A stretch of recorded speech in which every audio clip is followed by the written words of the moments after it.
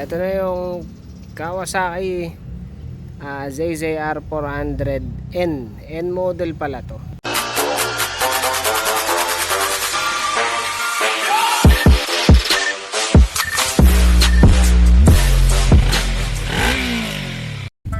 Ito na yung carburetor. Nalinisan ko na pero putik. Sama na itsura yun. May mga pandikit kasi. Bale, babala ko pa yan sa wire wheel. Tapos ito, nagpalit na ako ng mga o-rings. Tsaka yan, mga o-rings dun. Galit ako na rin. Tapos sa baba, carb kit. Ito, papalitan natin ng ganito. Float valve seat. Sama yung strainers tsaka o-rings. Tapos mga gasket, float valve. Fuel screw, yun pa rin gagamitin natin, lilinisan lang. Yung pilot, yun, papalitan talaga yung pilot kasi puro barado na. Dito na tayo sa shop, sa labas, putik. Pinunta ko na ng mga ayaw magpo, yun. Float valve seat, pilot, at saka main nito 92 yun.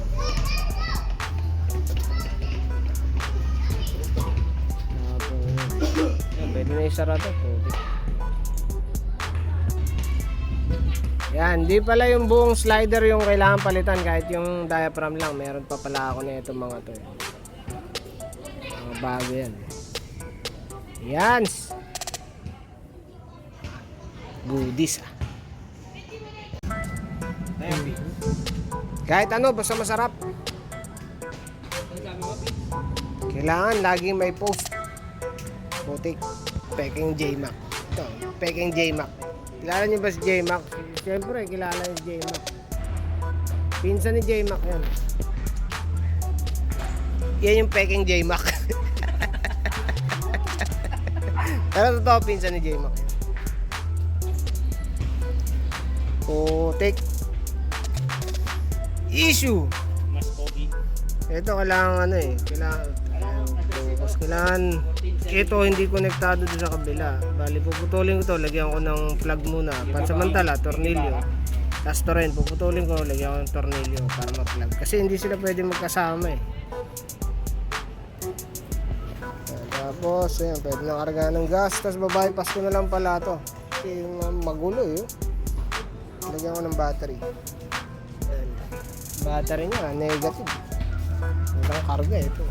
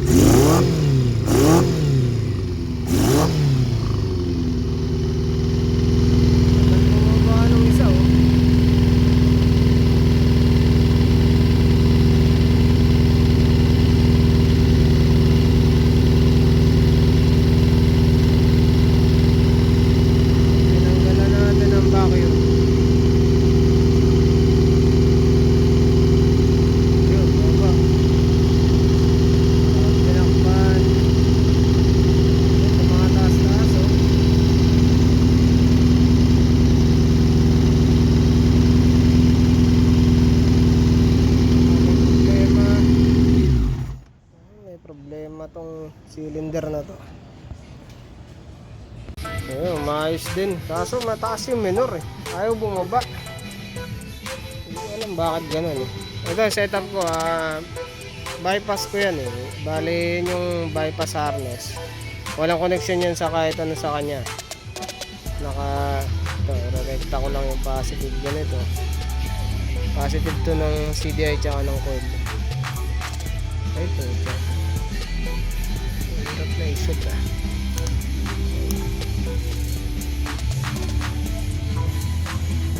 Teka lang. Dito natin isip. Ayan.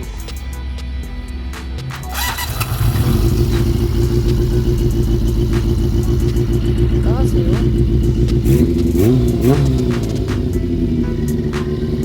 hindi naman bumaba yung minor eh.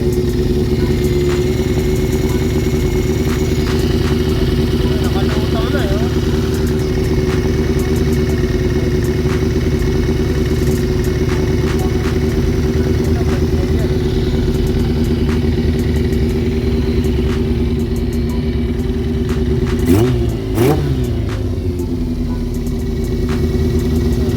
Baba ko ulit to.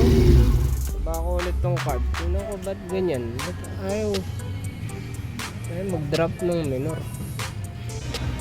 Ayun, nakita ko na kung bakit di siya may minor na mababa. Ito okay. Ito okay din. Inuusog ko siya ng pagganyan. Eto, tingnan nyo to. Okay. Yun, kutya. Sira yung isa, kaya pala ganun eh. Kutya. Dati yung mga tropa pips natin ah. Alright. Pakita ko yung nakuha natin carb. Ito, tsaka ito yung sa kanya eh. Pag sinilip ko sa kanya ata, patayin yung ilaw. Sa ilaw. Ayun. Kutya. Sarado yan. Sarado. Lintik ah. Ito yung ano. Ito yung sa akin. Hey. Hey. Kislapan ah. Wala ano. Ha? Pucha. So negative tong ano sa kaya pala ang hirap ito no. Pwede mo i-move pa kaliwat pa kanan. Putik. Sawi ah. Malakas pa rin eh. Baka kailangan pati yung dalawang gitna ang putik. Kaso yung dalawang gitna kasi baliktad yung isa eh. Baliktad yung asa na ba? Baliktad eh. Yung butas nandun sa ibabaw. Baliktad ang putik. Okay sa chat. Tsaka ito may ano pala ito. May basag pala ito. Itong tatlo goodies eh. Yung kinabit ko kaninang isa na goodies. Walang leak. Medyo bumaba yung minor niya. Medyo lang. Ito yung isa sa gitna. Ano to? Number 1, 2, 3 pang number 3. Subukan ko kaya na palitan yung 1, 3 tsaka 4. Yung 4. Medyo bumaba na kanina. So natataasan pa rin ako. Tayo na talaga. Not easy ah. Kaya binaliktad ko na lang. Pwede naman palang matanggal eh.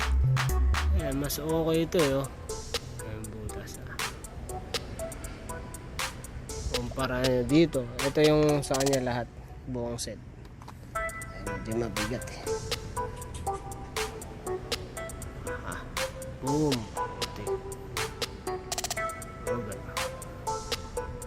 Makikita nyo paano ba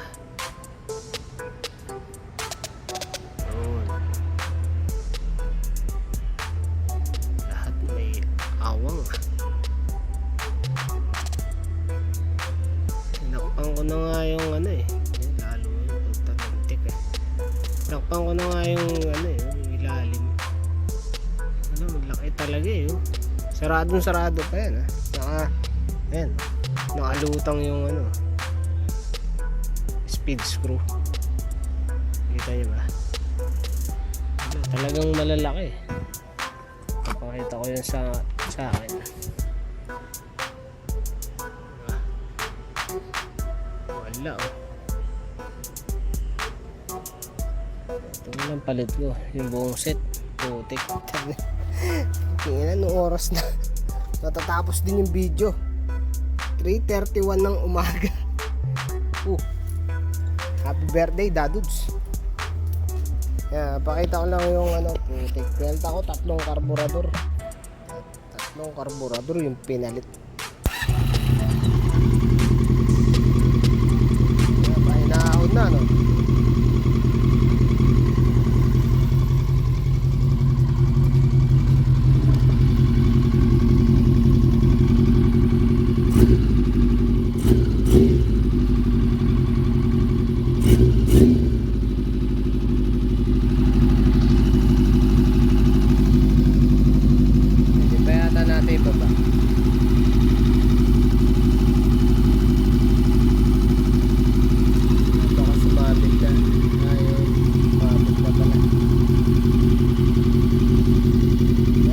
Na putik.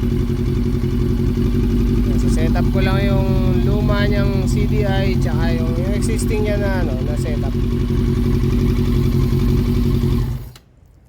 Siyempre bukas na yun.